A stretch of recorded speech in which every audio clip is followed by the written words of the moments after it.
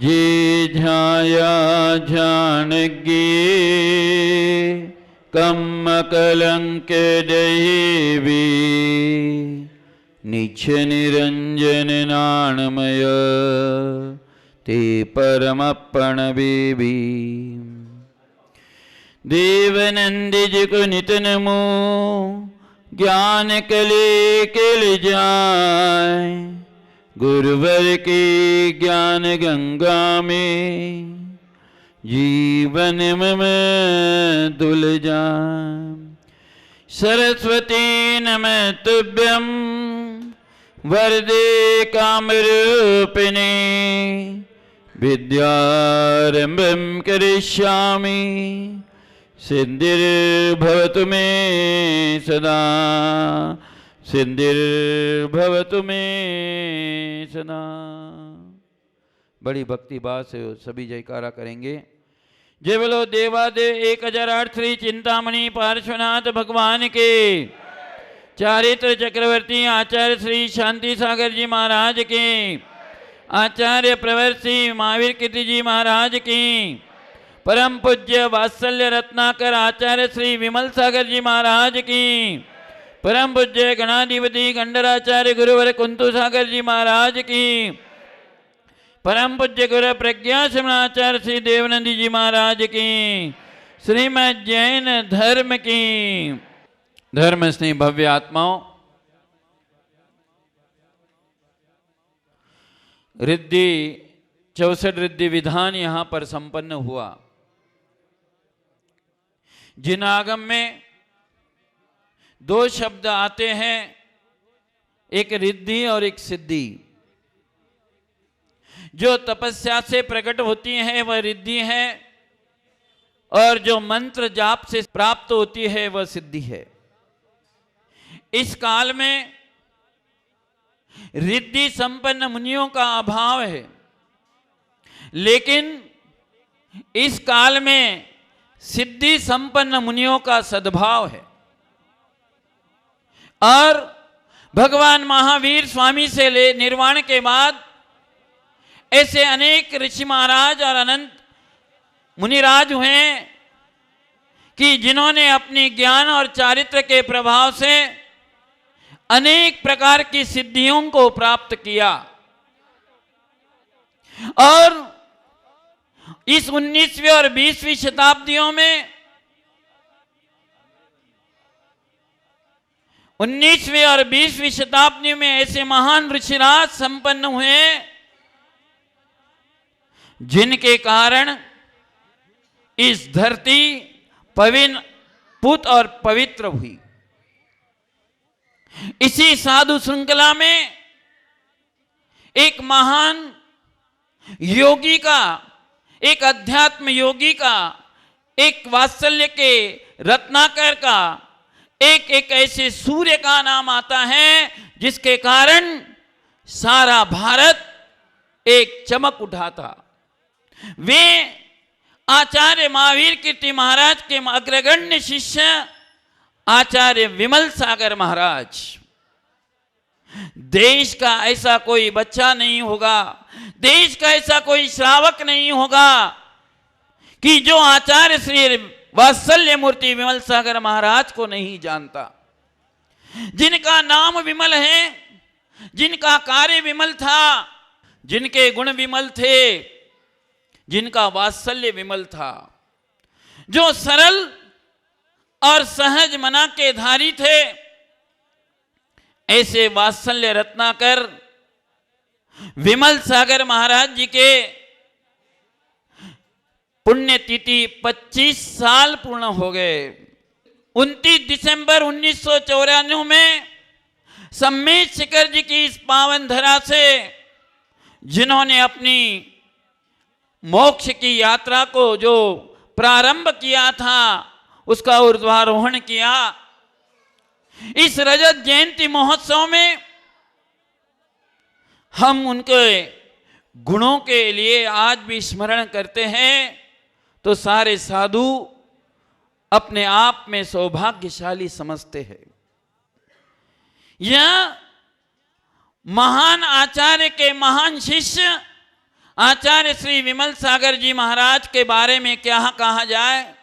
ये ऐसे एक रिद्धि संपन्न साधु थे कि जो बचपन से ही अनेक प्रकार के चमत्कारों के धनी थे। कहते हैं कि जब वे अपने पूर्व अवस्था, नेमिचंद्र नाम जिनका था, ऐसी पूर्व अवस्था में जब वे अपने घर में आजीवन ब्रह्मचर्य से युक्त थे, जब उनके पास एक महिला आती है और आते थे रोते रोते कहती है कि मेरे बेटे के लिए बुखार चढ़ गया है, आपने जो परसों दवाई दी थी वो दवाई पुनः दीजिए। तब नेमिचंद्र जी ब्रह्मचारी जी सोचते हैं कि मैंने ऐसा परसों कौन सी दवाई दी थी। उनको याद आता है, अरे परसों यही एक महिला आई और उसने मांगा था कि बेटा बुखार है, तो मैंने तो अपने चूल्हे की राख उठाकर उस महिला के लिए दे दी थी और उससे उसकी बीमारी ठीक हो गई। वे साक्षात नमोकार की सिद्धियों से युक्त थे। उनका आशीर्वाद और उनकी पीछे जिस भक्त के लिए, जिस भव्य जीव के लिए प्राप्त हो जाती, उसके जीवन में माला माल हो जाता। ऐसे एक महान चारित्र के धनी है। बंधुओं, ये रिद्धियां और सिद्धियां बोलने से नहीं आती है। ये रिद्धियां और सिद्धियां किसी प्रकार के भाषणबाजी से नहीं आती है। ये रिद्धि और सिद्धियां जो आती हैं त्याग, तपस्या और मन की निर्विकारता से आती हैं। जिसके मन में छल छलावा होता है, जिसके मन में अनेक प्रकार की कुटिलता होती है, उस व्यक्ति के लिए कभी भी सिद्धियों की प्राप्ति नहीं हो सकती है। आचार्य श्री का जीवन, गुरु ने ऐसा नाम रखा विमल, जिसके अंदर किसी भी प्रकार की विकारता नहीं है। कोई भी चला जाए, छोटा बच्चा भी उनके पास सहसा से चला जाता था, चाहे बूढ़ा हो चाहे बच्चा हो, किसी भी प्रकार का जवान व्यक्ति हो, कितने भी दुखी व्यक्ति हो, दुखी व्यक्ति भी उनके पास जाता था तो हंसते हंसते चले आता था। हमने स्वयं देखा 1992 में सम्मेद शिखर में आचार्य जी के चरणों में 15 दिन रहने का अवसर प्राप्त हुआ था। हम अपने आप को सौभाग्यशाली हमने भी उन गुरुओं के पीछे अपने माथे पे ली है। और गुरुदेव जब 1 बजे सामायिक करके बैठते थे तो कतारबद्ध ऐसे सैकड़ों जन गुरुदेव के चरणों में कतारबद्ध होकर आशीर्वाद एक सिर पर लेकर चलते। महाराज के पास ऐसी दिव्य शक्तियां थी, कहते हैं कि सामने वाला व्यक्ति अपनी शंका पूछे उसके पहले ही वे बता देते थे कि वह किस काम से आया और उसे क्या करना चाहिए। महाराज जी स्वयं उसको उत्तर बता देते थे। वे सिर्फ 3 घंटे 4 घंटे ही निद्रा लेते थे। रात को 10 बजे जैसे ही बैठ के उठे और उन्होंने अपने हाथ में माला ली तो सुबह 5 बजे तक वे माला ही फेरते रहते थे। उनकी साधना बड़ी अद्भुत थी। अगर उनका दर्शन करके कोई कहता था कि मुझे सम्मेद शिखर की यात्रा नहीं होती है और सम्मेद शिखर जी की यात्रा बड़ी कठिनता से होती थे, सुबह महाराज माला फेरते थे, लोग 3 बजे जाके महाराज का दर्शन करके महाराज की पीछे अपने सिर पे लगा के यात्रा के लिए जाते थे, तो उनकी यात्रा बहुत ही सहज और बहुत ही अच्छे से होती है, ऐसा लोगों का विश्वास था। और वो विश्वास आज भी है। भले आज भी आचार्य श्री यहाँ पर इस धरती पर नहीं है, लेकिन उनकी एक जीवंत मूर्ति आज भी सम्मेद शिखर जी में विराजमान है। और जो भी भव्य जीव अपनी मनोकामनाओं को पूर्ण करने के लिए जाता है, उनके चरणों में नतमस्तक होता है, वहां पर वह अर्घ्य चढ़ाता है, नमस्कार करता है, श्रद्धा भक्ति से अपने आप को झुकाता है, तो आज भी उसकी मनोकामना और आज भी आचार्य श्री का वरद आशीर्वाद उसके लिए प्राप्त होता है। ऐसे महान हम चमत्कारी बाबा नहीं कहेंगे, वे कोई चमत्कार करने वाले नहीं थे। वे जिन शासन की प्रभावना करने वाले निर्भीक और एक वात्सल्य के परम धनी ऐसे महान आचार्य थे, इनके बारे में जितना कहा जाए जितना कहा जाए उतना वे शब्द हमारे लिए कम पड़ते थे। ऐसा वात्सल्यमयी साधु शायद ही इस काल में नहीं हो सकता। एक नाम आता है हमारे विष्णु कुमार महामुनि का कि जिन्होंने 700 मुनियों की रक्षा के लिए अपनी तपस्या को छोड़कर 700 मुनियों की रक्षा की। और एक इस 19वीं और 20वीं शताब्दी में एक वात्सल्य रत्नाकर आचार्य विमल सागर महाराज का नाम आता है कि जिन्होंने देश के ऐसे हजारों गरीब और हजारों साधुओं की पीड़ा सिर्फ अपने आशीर्वाद से दूर की। आज तक ऐसा साधु न हुआ होगा।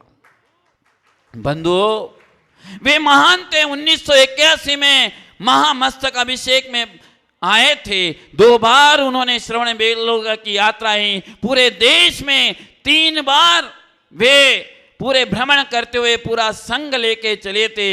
ऐसा वात्सल्य, ऐसी दिव्य कांति उनके शरीर से झलकती थी। साक्षात देवी देवता आके उनके चरणों में नमस्कार करते थे। मैंने अपने आंखों से देखा है कि महाराज की शाम की 7 बजे की आरती हो रही थी सम्मेद शिखर जी में, और किसी व्यक्ति ने आके चरण जैसे छुए। महाराज ने कहा कि नहीं, अब नहीं, अब देवता लोग हमारे शरीर की भैयावृत्ति कर रहे हैं, अब कोई नहीं छुएगा। महाराज लोग अपने ध्यान में थे। सब लोगों ने दूर से आरती की। साक्षात देवी देवता रोज आके उनके चरणों की भक्ति करते थे। जिनके चरणों में साक्षात देवी देवता आके भक्ति करते हैं, वो साधु कितना महान हुआ। अभी हमने 64 रिद्धि संपन्न मुनियों की पूजा की। वे मुनि ऐसे उग्र उग्र तप करते थे, कैसे कैसे अतिशय। ये कोई जादूगर नहीं है, हे तो जिन शासन की महिमा तीर्थंकरों को सारी रिद्धियां प्रकट होती हैं। लेकिन ये विषम काल में सारे के सारे लोग वक्र बुद्धि के हैं। ऐसे इसलिए ऐसे सरल महामुनि राज इस धरती पर अवतरित नहीं होती। नहीं तो जिन शासन की महिमा हमारे लिए इन मुनियों के दर्शन। कहते हैं मकड़ी के तंतु पर चलते हैं फिर भी मकड़ी के जाले को कुछ नहीं होता। आकाश मार्ग से चलते हैं, जल में चलते हैं, थल में चलते हैं, फिर भी साधुओं को कुछ नहीं होता। जीवों को हानि नहीं, कितनी करुणा है, कितनी दया है। सोचिए, थोड़ा चिंतन करिए। फिर भी इस काल में आज भी वैसे ही रिद्धि संपन्न साधु के समान सिद्धि प्रदायक साधु आज भी विद्यमान हैं। कहते कि जब दिगंबर साधु दीक्षा लेता है तो उनके साथ कई देव देवताओं का विचरण भी साथ में ही चलता है। इसलिए अगर साधु की हम भक्ति कर सके, महाराज जी इतने सरल थे और महाराज जी ने सबके अपने शिष्यों को, अपने भक्तों को यही शिक्षा दी कि दिगंबर साधु, चाहे वो छोटा हो चाहे वो बड़ा हो, कोई भी है, अगर अपने नगर में साधु विद्यमान है तो उसके दर्शन करना ही चाहिए। ऐसी शिक्षा देने वाले बहुत साधु आज इस कलिकाल में बहुत ही दुर्मिल है। आचार्य विमल सागर महाराज जी गुणों के भंडार है। कितने तीर्थों का जीर्णोद्धार किया, कितने मानव जाति को गरीब से अमीर तक सिर्फ धन से ही नहीं, उनके दुख दर्द को, पीड़ा को सुनने वाला इस संसार में कोई एक मेव साधु था तो एक आचार्य विमल सागर महाराज था। जब तक वे इस धरती पर थे किसी भी प्रकार के कोई लोगों में भेदभाव नहीं था, कोई भी विचार भेद नहीं था। सब जो लोग उनके चरणों में जाके बड़ी भक्ति करते थे। भक्ति प्रधान, चर्या प्रधान, हर अष्टमी चतुर्दशी को उपवास करना, 6 रसों का त्याग करना, कितनी तपस्या। और इन 6 रसों के त्याग में भी पूरी सम्मेद शिखर जी की पहाड़ की वंदना करना, उपवास में भी पूरी पहाड़ की वंदना करना। ऐसी अद्भुत तपस्या के धनी, वात्सल्य के धनी, करुणामयी आचार्य श्री विमल सागर महाराज जी के दर्शन, भक्ति करने का सुयोग्य हम लोगों को भी प्राप्त हुआ। हम बड़े भाग्यवान हैं, सौभाग्यवान हैं। अब इस 25 साल उनके लिए अपनी इस नश्वर काया को छोड़ के उत्कृष्ट समाधि मरण को साध कर उन्होंने अपने मोक्ष की यात्रा को निश्चित किया। और इस अनंत अनंत सिद्धों की भूमि सम्मेद शिखर जी की इस महान धरातल से सबसे बड़ी बात अपनी गुरु की आज्ञा, आचार्य महावीर कीर्ति महाराज जी की इच्छा थी कि मैं सम्मेद शिखर जी से अपनी जीवन की यात्रा को संपूर्ण करूं, लेकिन काल का ऐसा सुयोग आ गया कि सम्मेद शिखर जी की यात्रा को निकले और बीच में मेहसाणा में भी आचार्य महावीर कीर्ति महाराज की समाधि हो गई। यह बात जब शिष्य के लिए प्राप्त हुई तो उन्होंने कहा कि मेरे गुरु का सपना है कि शाश्वत निर्वाण भूमि को मैं इस समाधि स्थल बनाऊं, और उसी उद्देश्य को लेके सोनागिरी तीर्थ को चमका दिया, सोनागिरी तीर्थ की काया को पलट दिया और सोनागिरी से सम्मेद शिखर की यात्रा करके उन्होंने अपने जीवन में वहां पर साधना करके आज अगर सम्मेद शिखर जी के दर्शन हमारे लिए हो रहे हैं तो उसका श्रेय अगर किसको जाता है तो आचार्य विमल सागर महाराज जी को। उस समय आचार्य महाराज के आशीर्वाद से वहां के मुख्यमंत्री के द्वारा उस पहाड़ी के ऊपर वहां पर चैत्य मूर्तियों का निर्माण करा के उस पहाड़ी को जैन दिगंबर धर्म का अधिकार देके हमारे लिए बड़ा उपकार किया है आचार्य महाराज ने। आचार्य महाराज के उपकार अनगिनत उपकार हैं हमारे संस्कृति के ऊपर, साहित्य के ऊपर। उन्होंने ऐसे विशाल संघ का निर्माण किया था, ऐसे विशाल शिष्यों का निर्माण किया था जो एक से एक धुरंधर शिष्य थे, जिसमें सबसे पहले प्रथम शिष्य के रूप में आचार्य सन्मति सागर तपस्वी सम्राट का नाम आता है, फिर गणनियारी का विजयमती माता जी का नाम आते हैं। ऐसे शिष्यों को दीक्षा दिया। और भी आचार्य भरत सागर महाराज जी, ऐसे अनेक शिष्य प्रशिष्यों को शिष्य आज लगभग 100 से 125 साधु उनके द्वारा शिक्षित अपने शिष्य परंपरा में उपलब्ध हैं। और ऐसे महान रिद्धि संपन्न कहे तो कोई अतिशयोक्ति नहीं होगा। पंचम काल में वे रिद्धि संपन्न ही साधु थे। ऐसे रिद्धि और सिद्धि संपन्न के साधु के धारक आचार्य श्री के गुणों का हम क्या बखान कहे। सारे भक्तगण आज भी 29 दिसंबर को सम्मेद शिखर जी पर जा पर आज भी ऐसा ही तांता लगता है कि साक्षात आचार्य श्री विमल सागर जी महाराज वहां पर बैठे हों और सारे भक्त मिलके वहां जाते हैं और आचार्य श्री की खूब भक्ति करते हैं। भक्त ही नहीं जाते हैं, साधु लोग भी जाते हैं और आज वे अपने जीवन के सारे कष्टों का समाधान प्राप्त है। वे मसीहा थे, वे एक ऐसे मसीहा थे कि वे जन जन कल्याणक। हम तीर्थंकरों के बारे में सुनते हैं कि जब तीर्थंकर धरती पर अवतरित होते हैं तो सारे संसार के प्राणियों का कल्याण होता है। जब रिद्धि संपन्न मुनि किसी नगर उद्यान में आते हैं तो वहां के षड ऋतु के फल फूल एक साथ पल्लवित होते हैं। ठीक हमने ऐसा देखा है कि आचार्य विमल सागर महाराज जहां पर पहुंच जाते थे वहां पर सारा खुशियों का वातावरण हो जाता, सारा आनंदमय वातावरण हो जाता, वहां की दरिद्रता नष्ट हो जाती थी। ऐसा एक सुंदर वातावरण आचार्य श्री के आगमन से होता थे। वे महान ही शक्ति संपन्न थे।